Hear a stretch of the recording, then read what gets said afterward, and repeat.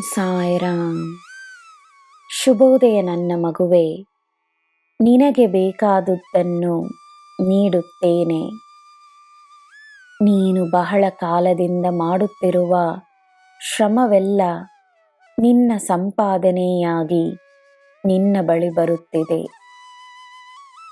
ಹಣ, ಹೆಸರು, ಪುಣ್ಯ ಎಲ್ಲ ರೀತಿಯಲ್ಲಿ ನಿನ್ನ ಸಂಪಾದನೆಯಾಗುತ್ತಿದೆ. ಮನಸ್ಸನ್ನು ಹಗುರವಾಗಿಟ್ಟುಕೋ, ಧೈರ್ಯವಾಗಿರು. ಒಳ್ಳೆಯದೇ ಆಗುತ್ತದೆ ಎಂದು ನಂಬು. ನಿನ್ನ ಸಾಯಿಯ ಆಶೀರ್ವಾದ ನಿನ್ನ ಮೇಲೆ ಸದಾ ಇರುತ್ತದೆ. ನಿನ್ನ ದಿನ ಶುಭವಾಗಿರಲಿ.